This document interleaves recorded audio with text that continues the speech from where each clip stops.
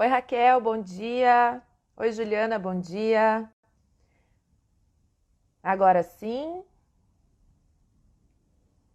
oficial, vamos começar a nossa live, 10 horas da manhã.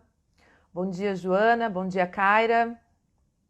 Sejam bem-vindos a esse nosso bate-papo, que começa essa semana discutindo essas questões relevantes sobre a situação de calamidade pública decretada nacional, estadualmente, em muitos municípios e as restrições ao funcionamento das atividades privadas. Bom dia, Karen, bom dia, Keila, bem-vinda, Fernanda, bom dia, Ângela, Beta, Carolina, Priscila, bom dia, Suelen, Mari, sejam bem-vindas, Joana, sejam muito bem-vindos. A gente vai dar mais uns minutinhos para o pessoal ir chegando, se acomodando. Para quem não me conhece, o meu nome é Ana Maria, eu sou advogada na Borba Pause Perim Advogados, sou docente da DPM Educação, vou trabalhar com vocês nessa horinha que nós tiramos nessa segunda-feira sobre as questões relativas à restrição das atividades aos empreendimentos privados. Nós estamos nos organizando enquanto o pessoal entra, enquanto acessa a nossa live. Bom dia, Evandro, Fernanda, Gabriel, Viviane. Bom dia, Roque, Carolina e a Vivian. Ó, estão assistindo juntas. Bom dia. Bom dia, Tiziane. Sejam todos muito bem-vindos. Bom dia, Dariane, Aline, Elisiane, Kátia. Sejam todos bem-vindos à nossa live, essa iniciativa da DPM Educação, de estar próximo a vocês, ainda que nesse período de isolamento social, de tentar contribuir um pouquinho no dia a dia de vocês, discutindo esses temas de relevância na atualidade, relacionados a como as administrações públicas, como os municípios se organizam no enfrentamento da crise acarretada pelo coronavírus, né? Essa crise que é sanitária, mas que tem reflexos econômicos, sociais, culturais, e um dia a gente ainda vai olhar para trás e vai ver dos reflexos e dos impactos históricos que ela nos trouxe. Então, bom dia, Paula, bom dia, Caroline Dias, bom dia, Andréia, Renata, Jean Carlos, Roseli, Mari, sejam todos bem-vindos. Vamos começar, então, a nossa live de hoje. Qual é o nosso tema? O nosso tema é discutir um pouquinho as restrições ao funcionamento das atividades privadas, que foram uma das medidas de afastamento social determinadas pelo governo estadual e por muitos governos municipais, que impactaram em especial o setor do comércio e da prestação de serviço.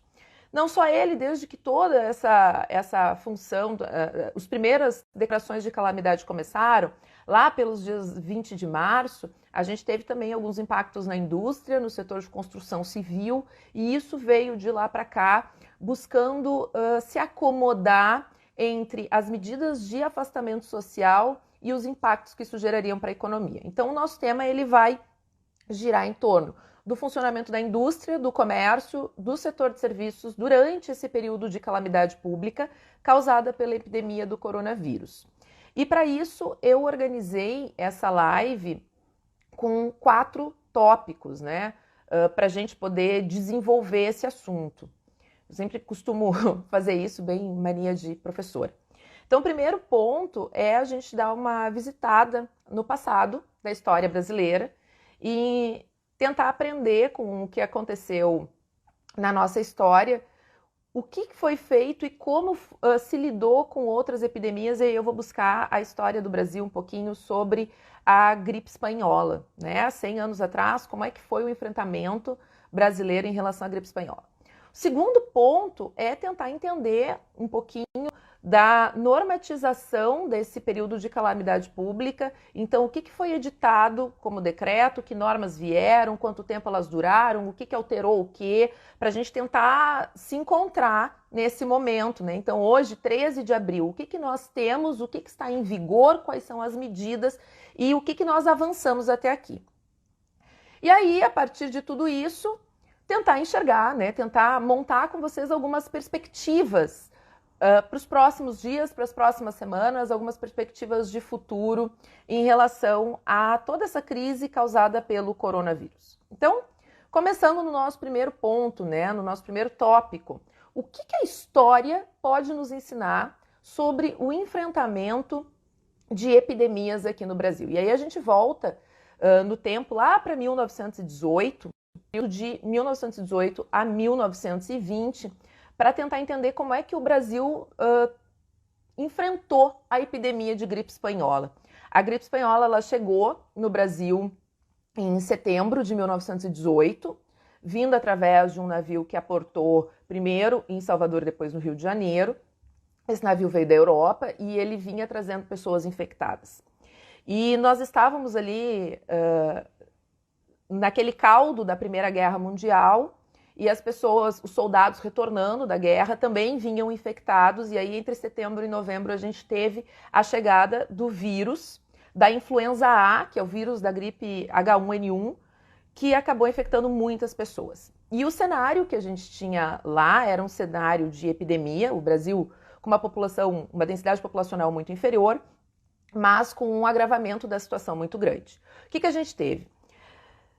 No mundo, nós tivemos com a gripe espanhola uma estimativa de 20 a 40 milhões de pessoas mortas e no Brasil aproximadamente 35 mil pessoas mortas. E é uma estimativa porque naquela época nós não tínhamos sistemas de notificação compulsória de casos, como nós temos hoje junto à vigilância em saúde, do Sistema Único de Saúde.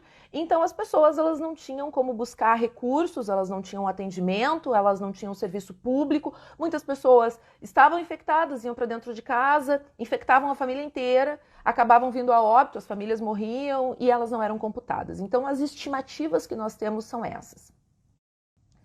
2/3 da população, para vocês terem uma ideia, a capital do Brasil na época era o Rio de Janeiro e 2/3 da população do Rio de Janeiro foi infectada. O Rio tinha um pouco menos de 1 milhão de habitantes na época, 2/3 das pessoas demandando serviços de saúde. E aí a gente tinha quem para prestar esse serviço de saúde na época, já que não existia o Sistema Único de Saúde? As santas casas privadas, a igreja, as escolas e a Cruz Vermelha, basicamente. E o Brasil acabou, no início dessa epidemia de gripe espanhola, não adotando nenhuma medida prévia para a contenção do contágio ou para o enfrentamento da epidemia, nem para socorrer a população. As medidas que foram adotadas foi de hospitais de campanha que foram montados. E tendo em vista o avanço da epidemia, que inclusive naquela época, em janeiro de 1919, acabou causando o óbito do então presidente eleito Rodrigues Alves, que foi eleito para o segundo mandato, e quem teve que assumir o mandato dele foi o vice-presidente eleito, Delfim Moreira. Quem acabou sendo chamado para trabalhar a epidemia foi ninguém menos do que Carlos Chagas, que é uma das maiores autoridades sanitaristas do Brasil, que está lá no nascedouro de toda a nossa história de política sanitária. E Carlos Chagas, então, foi chamado pelo então presidente da República para chefiar as ações de contenção e enfrentamento da gripe espanhola no Brasil. E ele estabeleceu algumas medidas, já que elas não foram prévias, então ele começou a estabelecer algumas medidas para tentar evitar que a epidemia se alastrasse e acabasse acarretando mais perdas humanas. Que medidas foram essas? E eu vou trazer aqui alguns exemplos para a gente poder fazer esse salto histórico de 1918, 1920 para 2020. Bom, a primeira delas, quarentena para os navios que aportavam aos portos brasileiros. A segunda, começou a determinar a notificação compulsória dos casos que os serviços de saúde vinham diagnosticando de gripe espanhola. A terceira, estabeleceu serviços de emergência em postos de saúde e em hospitais. Fechou todas as escolas e os teatros. E uma situação interessante, em 1919, no Rio de Janeiro, como o sistema de ensino ele acabou sendo suspenso por conta da gripe espanhola, e não tinha professores para ir para dentro da sala de aula para ensinar os alunos, eles, por uma norma jurídica, eles foram todos aprovados, porque eles não tinham como frequentar a escola, não tinha professor para ensinar, simplesmente houve um colapso no sistema de políticas públicas daquela época e acabaram tendo que contornar o problema dessa forma. A gente teve, como tem agora, a paralisação do futebol, né? A redução das celebrações religiosas, então uma contenção muito grande em relação às celebrações religiosas e o fechamento parcial do comércio. Sim, lá em 1919 e 1920 a gente também teve restrições ao funcionamento do comércio para evitar aglomeração de pessoas, para evitar que esse contato social fizesse com que o vírus da gripe espanhola se propagasse ainda mais. E aí a gente faz um salto de um século, né, do que aconteceu lá em 1918, 1920 para o que está acontecendo agora em 2020. Então a gente tem, dentro desse cenário atual de 2020, alguns marcos que foram estabelecendo normas relevantes que a gente precisa observar, a gente precisa entender e observar para conseguir entender qual é o cenário que nós temos agora. Bom, então a gente teve em 30 de janeiro de 2020, a declaração da Organização Mundial da Saúde de emergência de saúde pública de importância internacional em função da epidemia de coronavírus que já estava disseminada por todo o globo terrestre. Com base nessa declaração, né, a partir dessa declaração da OMS, já estava tramitando no Congresso Nacional, foi editada uma lei aqui no Brasil, que é a Lei 13.979, de 6 de fevereiro de 2020, que estabelece medidas de contenção e de enfrentamento, então, a essa situação, a essa emergência de saúde pública de importância internacional. E esses são os marcos iniciais. A epidemia declarada lá em 30 de janeiro, ela foi alçada à condição de pandemia no dia 11 de março de 2020. Pandemia é uma palavra de origem etimológica grega, pan tem a ver com todos e demos é pessoas, então ao nível mais elevado de surto epidêmico que a OMS pode declarar, e em 11 de março foi elevada à categoria do coronavírus. E aí o que nós tivemos a partir dessa declaração da Organização Mundial da Saúde e a partir da Lei 13.979, de 6 de fevereiro? A União, né, o presidente da República encaminhou uma mensagem ao Congresso Nacional solicitando o reconhecimento da calamidade pública nacional. Isso foi reconhecido pelo Decreto Legislativo 6, de 20 de março de 2020, com a finalidade de aplicação dos efeitos do artigo 65 da Lei Complementar 101 de 2000, que é a Lei de Responsabilidade Fiscal. Que efeitos são esses? Basicamente, dispensa a União de atingir os resultados fiscais previstos na Lei de Diretrizes Orçamentárias e libera a limitação de empenhos para o orçamento de 2020. O Congresso Nacional também compôs uma comissão mista para acompanhar as ações do Executivo em relação à contenção e enfrentamento da epidemia. Nesse dia 20 de março de 2020, né, que houve esse Decreto Legislativo 6 do Congresso Nacional, houve também a decretação pelo Governo do Estado do Rio Grande do Sul de calamidade pública em todo o território do Rio Grande do Sul, através do Decreto Estadual 55.128. Então, esse Decreto 55.128, lá no dia 20 de março, ele reconheceu essa calamidade e determinou medidas de contenção e enfrentamento à epidemia, inclusive com restrição do contato social, com limitações às atividades privadas. E aí a gente teve limitações bastante severas, que acabaram paralisando indústria, construção civil, setor de serviços, setor de comércio. Esse decreto 55.128, ele ficou em vigor aqui no Rio Grande do Sul por 11 dias. E nesses 11 dias, ele foi alterado 5 vezes. Isso mesmo. Então, em 11 dias de vigência, nós tivemos 5 alterações ao decreto original para acomodar essas medidas de contenção e de enfrentamento de acordo com a repercussão social que isso teve. E aí vamos lembrar que o direito é uma ciência social e a gente precisa olhar para os fatos, olhar para tudo o que está acontecendo para conseguir acomodar as interpretações jurídicas e para que os governos possam utilizar as normas como um instrumento de políticas públicas. Esse decreto 55.128, que foi alterado 5 vezes em 11 dias, foi revogado dia 1º de abril. Não é piadinha de Dia dos Bobos. Foi revogado no dia 1º de abril pelo decreto que está em vigor agora, que é o decreto 55.154, que reiterou a declaração de calamidade pública desse decreto 55.128 que foi revogado, determinando diversas medidas que, como regra, deveriam ser cumpridas pelos estabelecimentos que continuariam exercendo suas atividades durante o período da calamidade pública. Que medidas são essas? Basicamente, medidas sanitárias que determinam a higiene, a limpeza e a etiqueta respiratória para todas as pessoas físicas, a respiratória e jurídicas, de limpeza e de higiene, a não aglomeração de pessoas, a suspensão das aulas em cursos, treinamentos, autoescola, universidade, escola de ensino médio, fundamental, educação infantil, até o dia 30 de abril.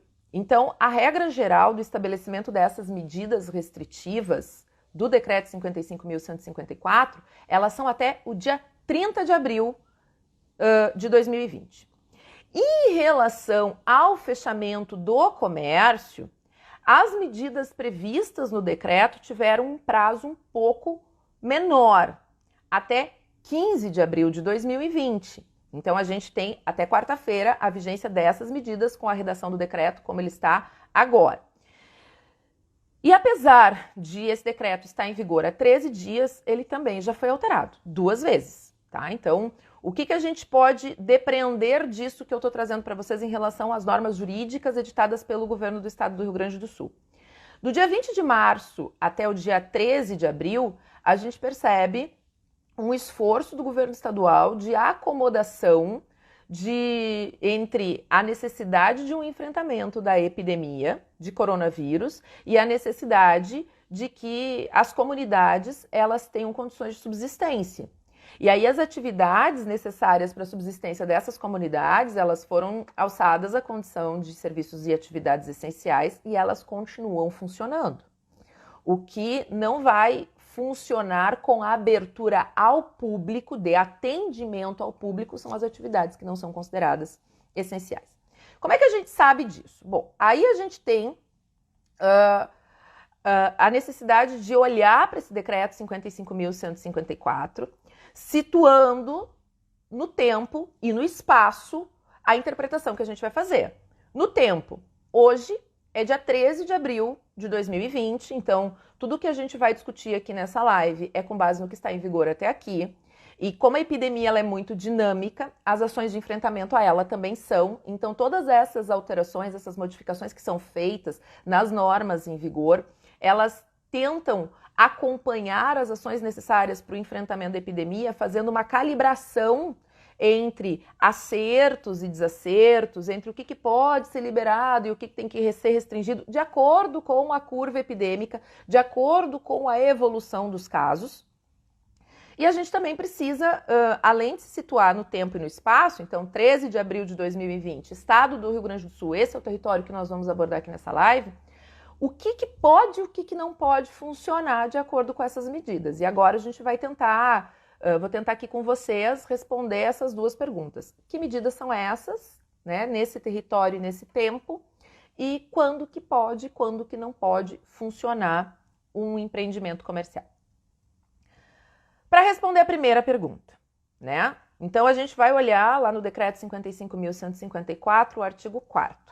E o artigo 4º traz uma série de medidas necessárias para contenção do enfrentamento, para contenção da propagação do vírus e para o enfrentamento da epidemia. E até estou com o decreto aqui aberto e eu quero trazer para vocês a redação do caput do artigo 4º, que ele diz o seguinte, peço licença para fazer a leitura da norma.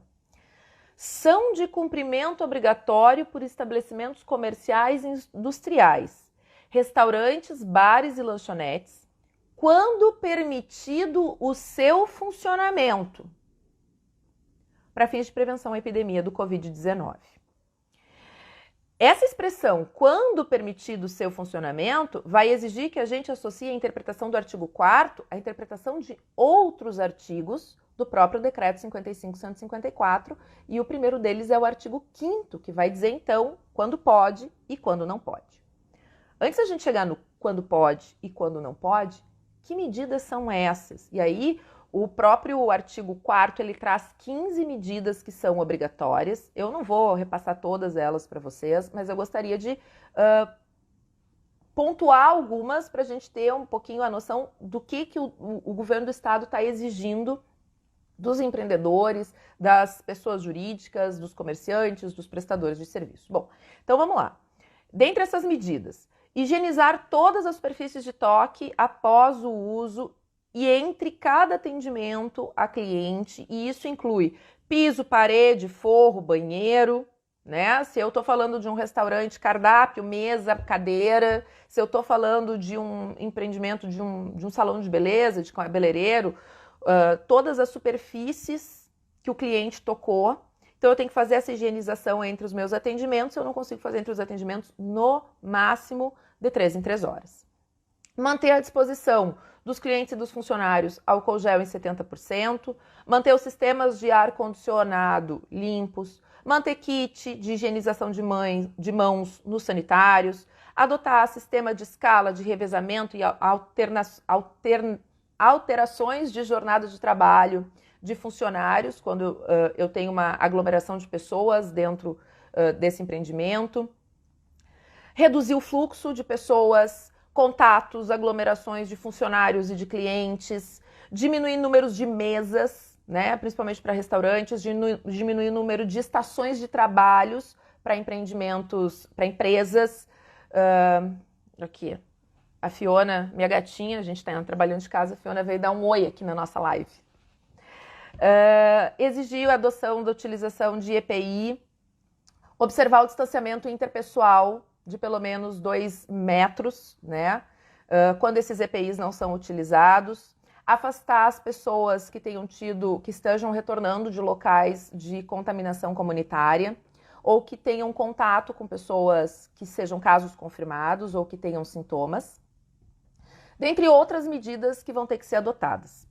E aí a gente vai adotar essas medidas no funcionamento desses empreendimentos, em especial quando eles puderem fazer o atendimento ao público. E aí, para responder a segunda questão, quando é permitido e quando não é permitido que tipo de atividade, a gente vai ter que analisar um pouco mais profundamente o Decreto 55.154, que no artigo 5º traz como regra geral a proibição de abertura para o atendimento ao público em caráter excepcional e temporário de estabelecimentos comerciais, neles compreendidos os de prestação de serviço, em todo o estado do Rio Grande do Sul, inicialmente até 15 de abril de 2020. A gente aguarda, né, uma posição do governo do estado entre hoje e 15 de abril sobre a manutenção dessas medidas através de uma prorrogação do decreto, ou se essas medidas vão ser relaxadas a partir de agora, tendo em vista os resultados que já foram obtidos no enfrentamento da epidemia, mas a gente não tem como dizer o que vai acontecer ali na frente.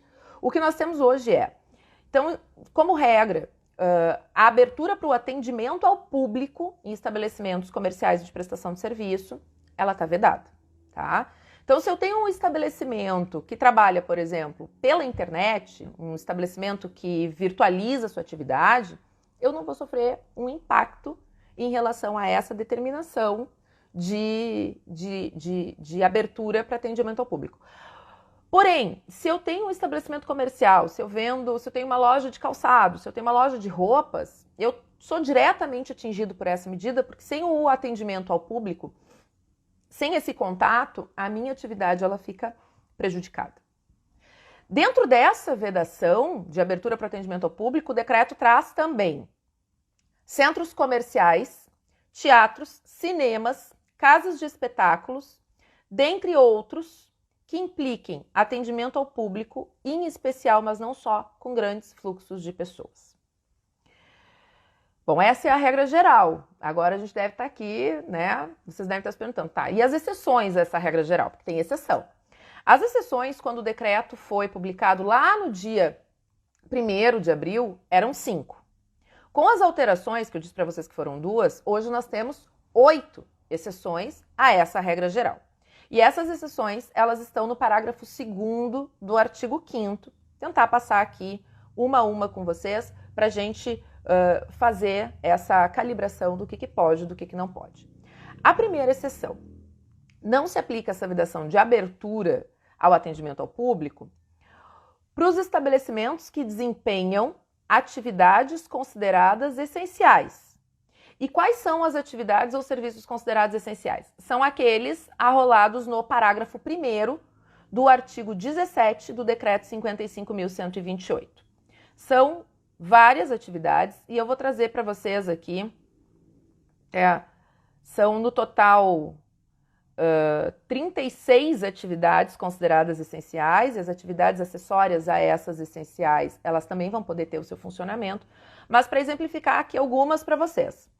A atividade de assistência à saúde, incluindo serviços médicos e hospitalares. Então, por exemplo, clínicas odontológicas vão poder funcionar, clínicas médicas, clínicas de fisioterapia vão poder funcionar, serviços de assistência social, né? E atendimento à população em estado de vulnerabilidade. Então, a atividade dos CRAS, dos CREAS, do Centro POP, das casas de acolhimento, das instituições de longa permanência de idosos, elas vão publicar. Dei uma pausa aqui no vídeo, mas voltamos. Atividade de segurança pública e privada, atividades de defesa civil, transporte de passageiros e de cargas, internet, telecomunicação, tratamento e distribuição de água, esgoto, lixo, iluminação pública, serviços funerários, produção e distribuição de numerário, inspeção de alimentos e produtos derivados de origem animal e vegetal. E aqui eu quero trazer para vocês o exemplo do inciso 12. Produção, distribuição, transporte, comercialização e entrega realizadas presencialmente ou por meio de comércio eletrônico de produtos de saúde, de higiene, de alimentos e de bebidas. Então, as atividades relacionadas a mercados, supermercados, mercearias, farmácias, em geral, restaurantes que comercializam alimentos e bebidas, elas podem continuar acontecendo de forma presencial, adotadas aquelas medidas sanitárias de higiene e de limpeza de que trata o artigo 4º do decreto. Então, essas atividades, elas são essenciais para a subsistência das populações. Então, o que esse parágrafo 1º, esse parágrafo 1º do artigo 17 está primando? Ele está primando pela manutenção e funcionamento daquelas atividades que possam colocar em perigo a sobrevivência, a saúde ou a segurança das comunidades. E por isso elas seguem em funcionamento. Essa é a primeira regra de exceção. Serviços e atividades considerados essenciais de acordo com o parágrafo 1º do artigo 17 do Decreto 55.154. Há uma discussão sobre se esse rol de serviços e atividades ele é ou não taxativo, né? E algumas interpretações, em especial de órgãos do Ministério Público, vêm afirmando que eles não são taxativos e que a competência municipal, de forma supletiva, e isso também foi reconhecido pelo ministro Alexandre de Moraes, na medida cautelar liminar concedida na ação de descumprimento de preceito fundamental 672 do Distrito Federal, para incluir outras atividades como essenciais em listas de municípios. O que os municípios não podem? Nessa suplementação, né, legislativa do que o decreto estadual estabelece, contrariar esse rol de atividades que o Estado estabeleceu. Então, o Estado disse lá que captação e tratamento de esgoto e lixo é atividade essencial, o município não vai poder dizer que não é. Mas o município pode, a partir dessas 36 atividades e olhando para o seu contexto local, de forma justificada, e isso é muito importante, então eu vou ter que conversar com a minha Secretaria de Saúde, com a minha Secretaria da Fazenda, com a minha Secretaria de Desenvolvimento Econômico, com a Secretaria de Desenvolvimento Social, e eu vou ter que ter um fundamento para trazer outras atividades que complementem esse rol como atividades essenciais. A gente tem aqui uma pergunta. A manutenção dessa atividade deve ser regrada pelo poder local ou o decreto estadual é suficiente para tanto? No nosso modo de ver, o município, em aderindo às regras do decreto estadual, ele vai ser suficiente para que a fiscalização municipal exerça suas funções e verifique o cumprimento dessas medidas sanitárias do artigo 4º nas atividades privadas que seguem fazendo atendimento ao público.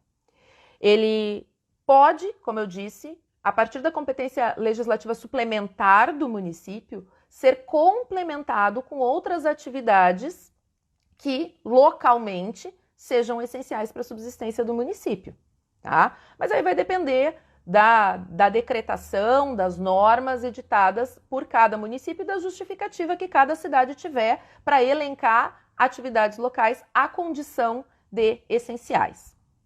Se o município quiser, ele pode simplesmente aderir a esse decreto estadual. A fiscalização municipal vai passar a verificar o cumprimento dessas regras de medida sanitária e do atendimento ao público apenas dos estabelecimentos arrolados no parágrafo 2º do artigo 5º, na forma e no limite da autorização dada pelo decreto estadual.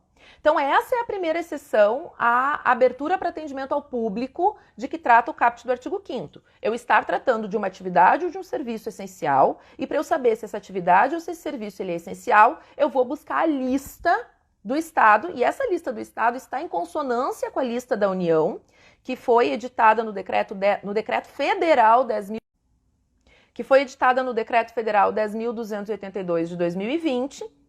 Então, existe um alinhamento entre as atividades e serviços decretados como essenciais no Estado com aqueles decretados nacionalmente. Essa é a primeira exceção. A segunda exceção, a abertura dos estabelecimentos para o desempenho de atividades estritamente de teleentrega e takeaway, vedada em qualquer caso aglomeração de pessoas. Então, aqueles estabelecimentos que não são essenciais e não vão poder abrir para atendimento ao público, eles podem continuar desenvolvendo sua atividade através de teleentrega. Inicialmente, também através de takeaway. Takeaway é uma expressão que se refere à retirada. Então, o que originalmente na redação do decreto 55.154 se vinha defendendo? Eu tenho uma loja de itens de vestuário, eu tenho uma loja de calçados. Eu não posso fazer abertura para atendimento ao público, mas eu posso fazer teleentrega dos meus produtos, ou as pessoas podem fazer o contato, negociar comigo, né? Eu mando lá fotos dos produtos pelo WhatsApp, pela internet, a pessoa me liga, a gente ajusta todos os atos para negociar, ela vem até o estabelecimento e só retira o produto. Então, ela não vai entrar para escolher, para experimentar, para ajustar condições de pagamento. Isso tudo já foi feito de forma não presencial. Ela vem para retirar esse produto. Acontece que essa previsão do takeaway, ela também foi alterada 2 dias depois desse decreto 55.154, pelo decreto 55.162, que restringiu essa retirada a produtos de alimentação, saúde e higiene adquiridos previamente por meio eletrônico ou de telefone com hora marcada, vedado o ingresso de qualquer cliente no estabelecimento. Aí vocês podem estar se perguntando, mas esses estabelecimentos que comercializam produtos de alimentação, saúde e higiene, eles já não estão lá nos essenciais? Tu não referiu eles no inciso 12 do parágrafo 1º do artigo 17, eles não podem fazer o atendimento ao público? Podem, mas aí o empreendedor ele tem uma escolha. Ele pode escolher abrir o estabelecimento para atender ao público com todas aquelas 15 medidas sanitárias determinadas pelo artigo 4º, ou ele pode optar por não abrir o atendimento ao público e trabalhar exclusivamente com teleentrega e retirada de produtos em balcão. Agora, se o estabelecimento comercial ele não atua nem com alimentação, nem com saúde, nem com higiene, a restrição é que ele vai trabalhar apenas com teleentrega. Eu não posso ter esse deslocamento de pessoas indo até a porta de entrada, até o balcão do estabelecimento para fazer a retirada do produto lá. Essa é a segunda exceção. A terceira, e isso ficou claro em relação ao decreto anterior, que não trazia de forma tão contundente se as atividades de indústria e de construção civil podiam e não podiam. Agora, o inciso 3º do parágrafo 2º do artigo 5º diz que os estabelecimentos industriais de qualquer tipo seguem em funcionamento, inclusive a construção civil. Claro que em qualquer caso é vedado aglomeração de pessoas, é vedado grandes fluxos de pessoas, mas eles podem seguir funcionando, inclusive porque os estabelecimentos industriais eles são necessários para permitir o abastecimento das comunidades. né, pelos estabelecimentos que comercializam esses produtos.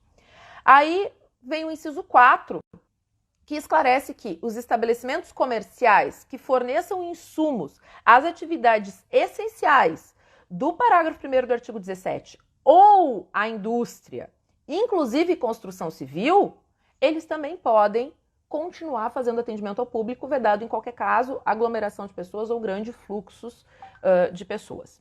Vamos entender isso aqui. Então eu tenho, por exemplo, na minha cidade, um estabelecimento que vende material de construção. Esse estabelecimento que vende material de construção, ele pode continuar atendendo ao público com todas as medidas sanitárias determinadas pelo decreto, porque esse produto, ele é essencial às atividades de construção civil que podem continuar em funcionamento durante esse período. Aí vocês podem se perguntar, mas Ana Maria, aqui no meu município eu tenho uma loja que vende produtos de material de construção, mas vende também linha branca.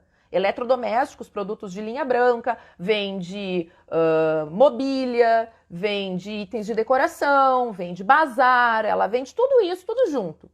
Como é que fica no caso dessa loja? Essa loja ela vai ter que, no atendimento ao público, restringir sua atividade apenas ao material de construção. O resto ela não pode comercializar presencialmente, ela vai poder fazer venda pela internet, ela vai poder fazer venda por telefone, ela vai achar outras formas de comercializar esses produtos, mas presencialmente é apenas os itens relacionados ao material de construção. Ah, Ana Maria, mas como é que eu vou saber que ela está vendendo apenas itens de material de construção? Fiscalização municipal. E aí entra também a possibilidade de nós acionarmos a Brigada Militar caso as ações de fiscalização municipal não sejam suficientes para educar esse comerciante em relação às medidas que ele deve adotar para o seu estabelecimento continuar em funcionamento. E isso, inclusive, está previsto também no Decreto 55.154. Essas são as terceira e a quarta exceções, então. Indústrias e construção civil e as atividades que fornecem insumos para a indústria e para a construção civil. Quinta exceção ao atendimento presencial de pessoas. Estabelecimentos de prestação de serviços, ainda que não essenciais, que não estejam arrolados lá na lista do Estado, que não atendam ao público. Como é que funciona isso? Então, eu tenho, por exemplo, um escritório... Voltamos. Então, eu tenho, por exemplo, um escritório de contabilidade. Esse escritório de contabilidade, ele pode continuar exercendo suas atividades, ele pode continuar em funcionamento, desde que ele não abra para atender os seus clientes. Como é que fica o atendimento desses clientes? Pela internet, por telefone. Ele vai fazer videoconferência, ele vai fazer videochamada, ele vai trocar documentos por e-mail. Ele vai subir numa nuvem e depois o cliente vai baixar ou vice-versa. Mas ele não pode fazer atendimento ao público. A mesma coisa vai funcionar para serviços de engenharia, serviços de arquitetura, serviços de advocacia, que não vão poder fazer essa abertura para o atendimento ao público. Esses estabelecimentos de prestação de serviço que continuarem funcionando, eles também vão ter que observar as medidas sanitárias em relação aos seus funcionários, ou seja, sistema de revezamento, regime de escala, disponibilização de álcool gel, kit de higiene de mãos disponível nos sanitários, afastamento daqueles funcionários que tenham sintomas ou que convivam com pessoas que sejam casos confirmados de coronavírus. Tudo isso aí, uma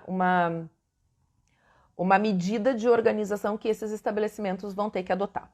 Essas são as 5 exceções previstas originalmente no Decreto 55.154 e agora, na Quinta-feira Santa, nós tivemos por parte do Governo do Estado a implementação de outras 3 exceções. Então, elas são no total agora 8 exceções. E que exceções são essas, né? A primeira delas, e aí eu quero falar delas e comentar um pouquinho, e vocês fiquem bem à vontade se vocês quiserem mandar perguntas, se vocês quiserem fazer comentários também em relação a essas alterações, porque elas são recentes e elas estão ainda gerando bastante dúvida em relação a como que a gente aplica dentro do nosso território. A primeira dessas novas exceções, restaurantes e lancherias que poderão atender ao público desde que expressamente autorizadas por norma municipal, caso em que deverão ser observadas obrigatoriamente, no mínimo, as medidas sanitárias lá do artigo 4º. Então, se no meu município a administração pública pretende que restaurantes e lancherias continuem servindo refeições e atendendo o público dentro dos seus salões, e isso precisa ter previsão no decreto municipal de calamidade pública ou num decreto autônomo que autorize esses estabelecimentos a essa prática comercial. Se no decreto municipal eu não digo nada, eu não tenho nada, rigorosamente a gente vai trabalhar com teleentrega e takeaway. Retirada, né? Tô ficando viciada nessa expressão também do takeaway. Bom, muito bem.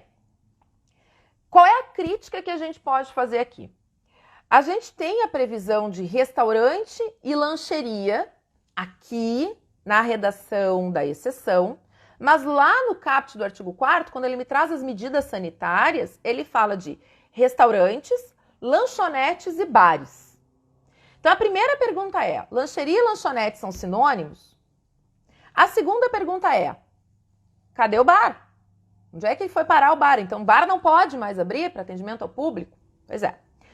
Aí a gente tem essa alteração do decreto 55.177, em relação a restaurantes e lancherias, e a gente percebe uma adoção da interpretação da Procuradoria-Geral do Estado, que foi exerada no enunciado interpretativo número 1 do dia 6 de abril de 2020, no qual estabelece que os bares, eles não equivalem a restaurantes e lancherias, e por isso eles não poderiam fazer atendimento ao público.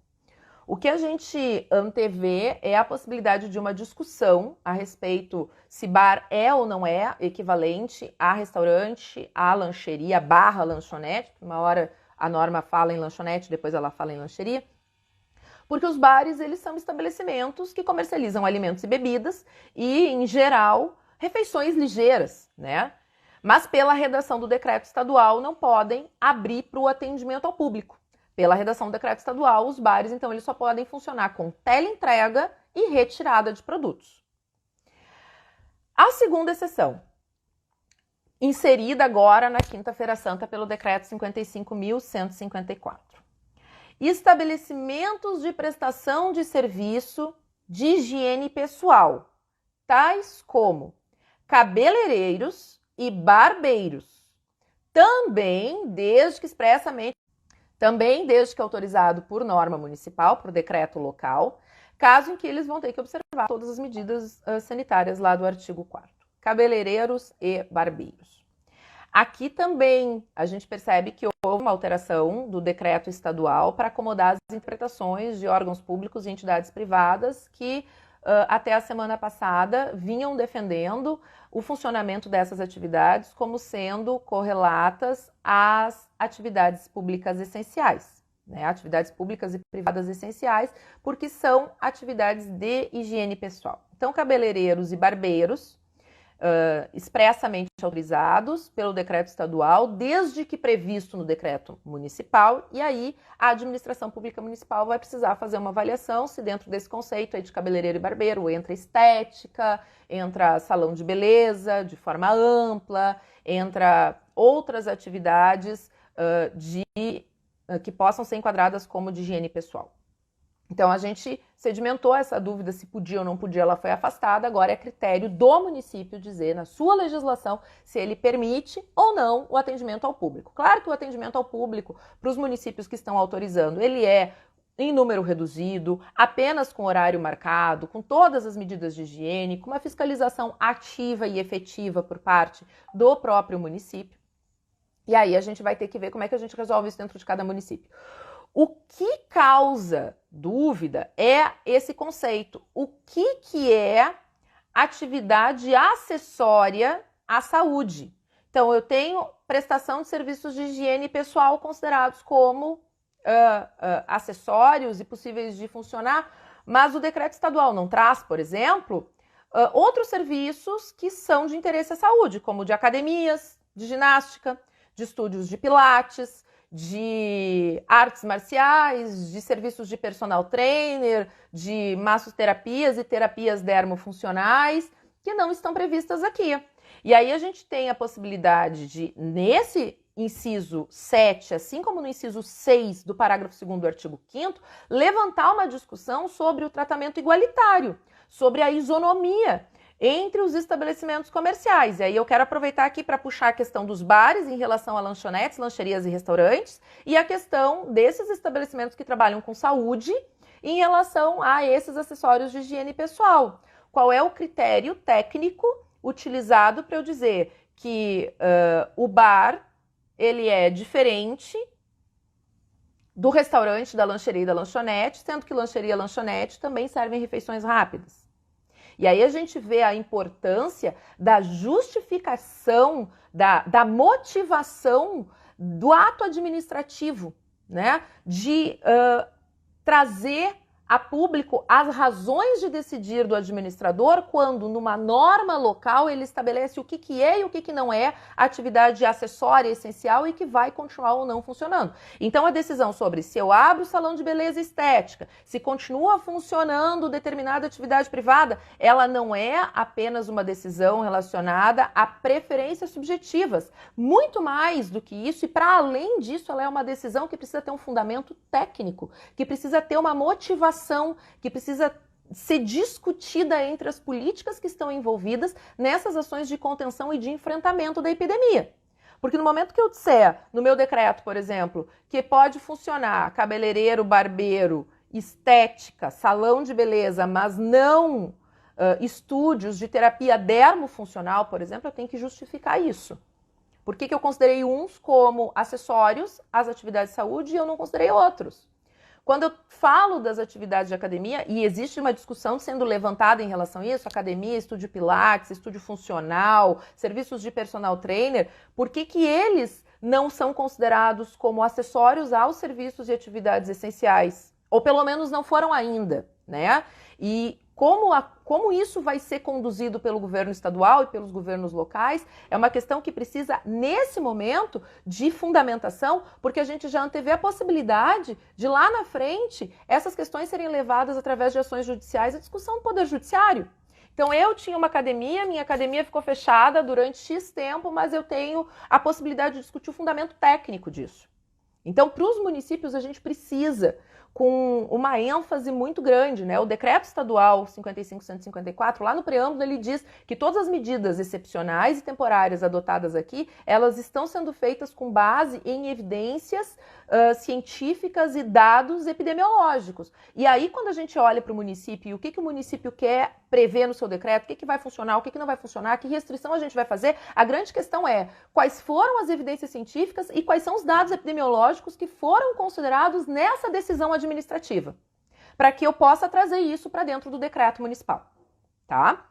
A última exceção, trazida então pelo decreto 55.177, ela é do inciso 8º do parágrafo 2º do artigo 5º, e ali, né, na véspera da Páscoa, estabelecimentos dedicados ao comércio de chocolate, desde que expressamente autorizados por norma municipal, caso em que deverão ser observadas obrigatoriamente, no mínimo, as medidas sanitárias lá do artigo 4º do decreto estadual.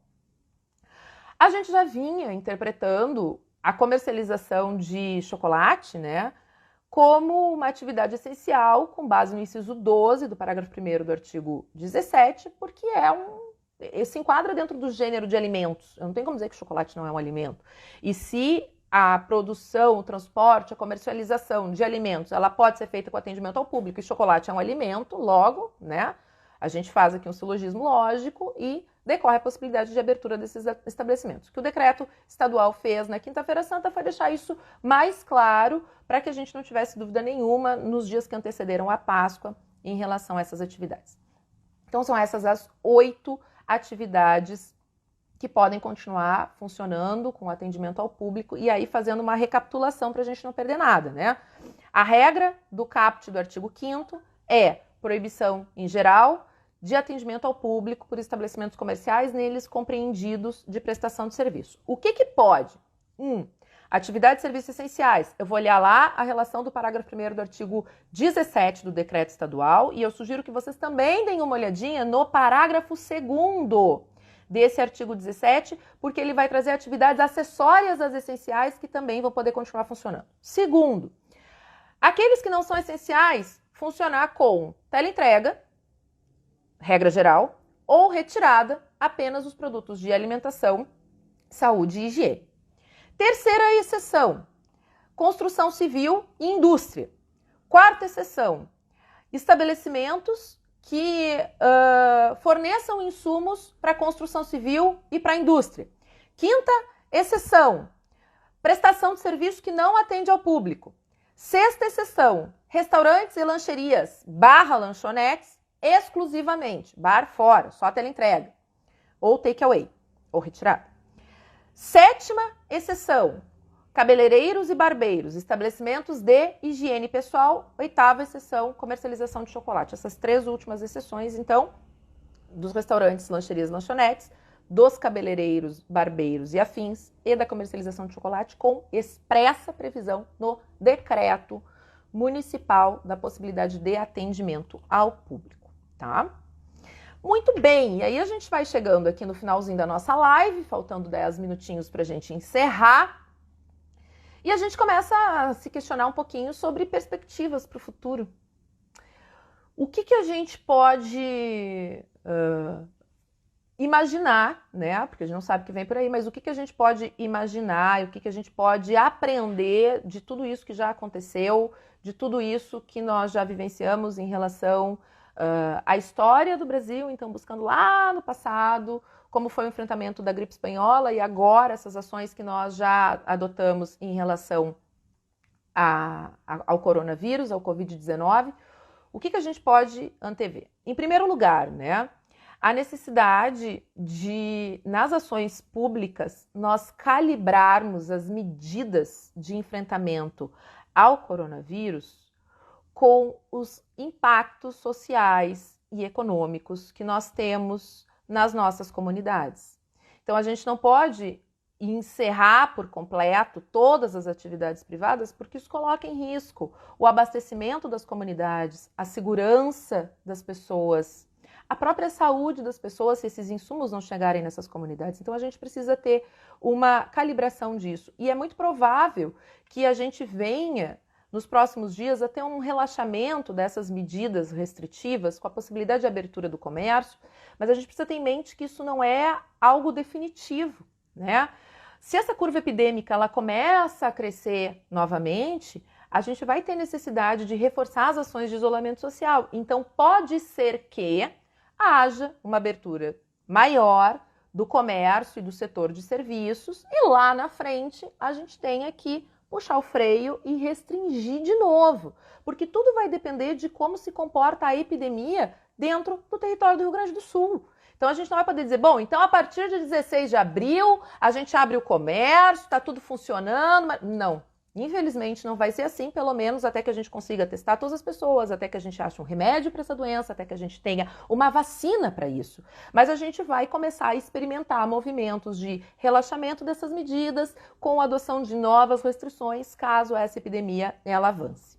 Nós vamos ver também impactos na economia, na sociedade, e esses impactos eles vão demandar para o futuro a adoção de políticas públicas de resposta a tudo isso que está acontecendo. Então, não só o enfrentamento da epidemia agora, mas a nossa capacidade de responder aos impactos, aos reflexos da epidemia lá na frente, com políticas econômicas e sociais de atendimento à população, eles vão ser testados nos nossos governos. E a gente também vai ter mudanças de cultura, né, e mudanças históricas, que daqui 2, 3 anos, quando nós olharmos para trás, a gente vai ver o impacto disso na nossa sociedade. Por exemplo, hoje a gente está sofrendo os efeitos dessa restrição do comércio e do setor de serviço, inclusive porque nós temos muitos empreendimentos que até aqui não exploraram a internet e as formas virtuais de comercialização de produtos, de venda de serviços. E a gente vai começar a ver um movimento de expansão da virtualização de tudo isso. E talvez daqui 2, 3 anos a gente já tenha uma acomodação maior em relação a tudo isso. E a gente também pode falar dos rumos que nós vamos ter no âmbito da saúde pública no Brasil, né? O Sistema Único de Saúde brasileiro. Então, se lá na gripe espanhola nós não tínhamos um Sistema Único de Saúde que pudesse atender a toda a população brasileira, agora nós temos, e a necessidade de nós fortalecermos esse sistema de saúde, porque é o que vai dar conta de toda a população que não tem condições de acessar serviços privados de saúde, porque é o Sistema Único de Saúde que vem se organizando para aumentar leitos, para comprar equipamentos, para comprar EPIs, para que a gente possa estar assistido se precisar desse atendimento e quando precisar desse atendimento. Então, as considerações que eu tinha são essas. Eu vi que tem duas perguntinhas, eu vou pedir licença aqui para voltar nessas duas perguntas. A primeira é do Gabriel. Há muitos municípios pequenos que estão sendo prejudicados pelo nivelamento que foi feito com grandes centros, que até tentam uma flexibilização do comércio, mas encontram o Ministério Público em cima. Então, Gabriel, em relação a isso, a gente teve agora também, entre a quarta e a quinta-feira, não vou saber te dizer que dia que foi, a decisão do ministro Alexandre de Moraes, na ação de descumprimento de preceito fundamental 672, lá do Distrito Federal, proposta pelo Conselho Federal da Ordem dos Advogados do Brasil, em que liminarmente concedeu medida cautelar para reconhecer a competência suplementar dos municípios em relação às atividades estaduais e nacionais, e dos estados concorrentes com a União, vigendo inclusive normas estaduais em haventos preveniência das normas federais. O que é importante para a gente poder exercer essa competência suplementar de uma forma mais segura? Olhar o que estabelece o parágrafo 1º do artigo 3º da Lei 13.979.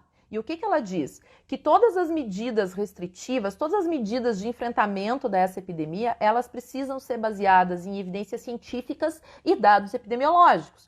Então, a partir do momento em que eu faço um levantamento territorial local, que eu vejo o avanço da epidemia na minha região e no meu município, que eu vejo qual é a atividade econômica pela qual a minha comunidade subsiste, eu vou fundamentar a minha atuação e eu vou preencher esse campo de discricionariedade do ato administrativo com elementos técnicos. E eu vou levar isso, inclusive, para os órgãos de fiscalização. E a gente tem aí um fundamento com base nessa decisão do Supremo Tribunal Federal.